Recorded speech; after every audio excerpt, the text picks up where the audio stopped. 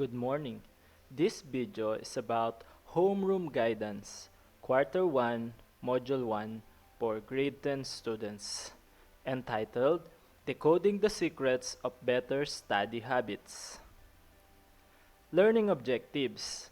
At the end of this module, you are expected to 1. Describe the importance of developing study habits. 2. Justify the value of study habits designed as a tool in achieving optimum learning in school. And number 3, realize your effective and ineffective study habits. Introduction.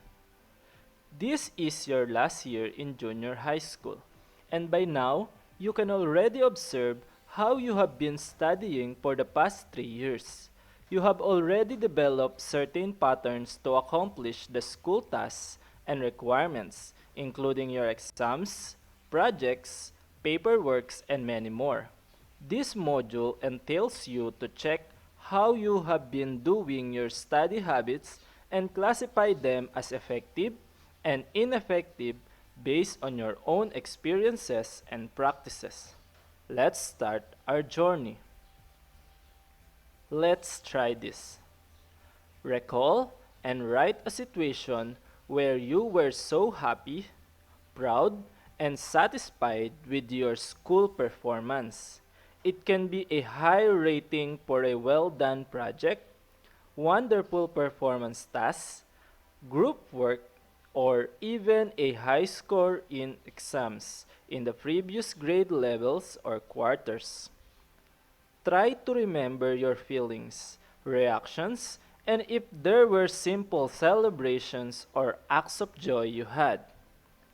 Try to capture that moment as you write it on a piece of paper to be allowed by your answers to the processing questions.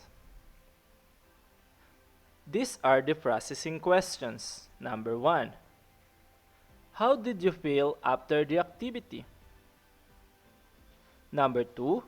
What made the situation possible? 3. What specific things or actions did you do to be in that moment?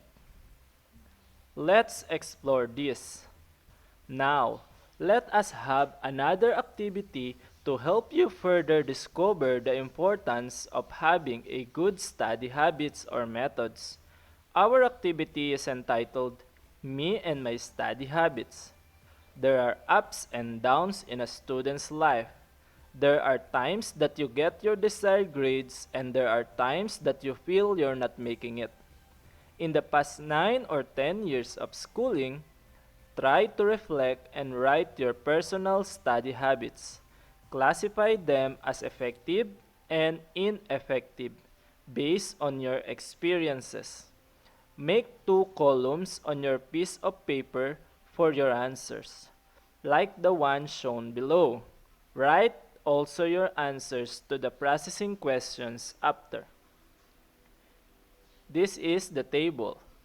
Me and my study habits.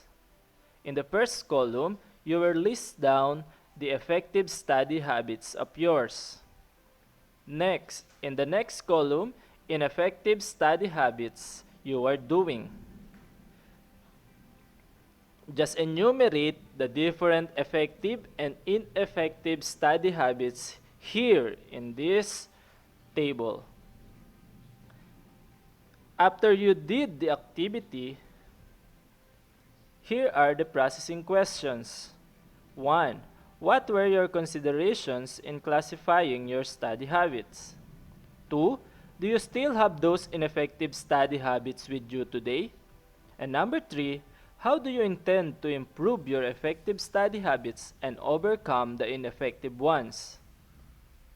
Now, keep this in mind. You should break free from your faulty study habits. Again, keep this in mind. You should break free from your faulty study habits.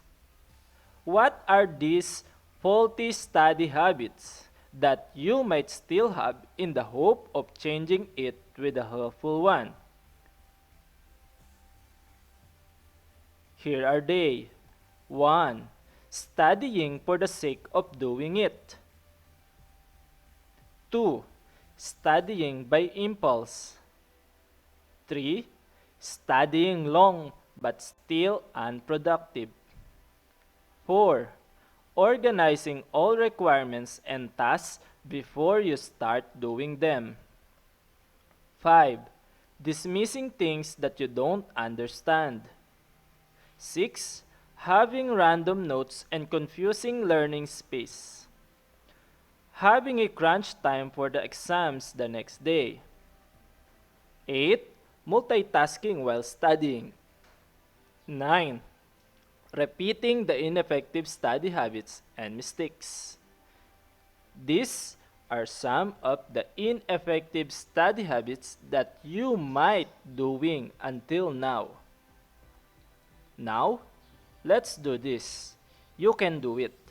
Based on the discussion, try to identify the ineffective or faulty study habits that you have and suggest ways on how you can change it that are doable on your part. Write your answers on a piece of paper. Next activity, what I have learned. Among the study habits that you have, write an experience where it proves to be effective in attaining your desired grade and how you can still improve it in grade 10. Write your answers on a sheet of paper.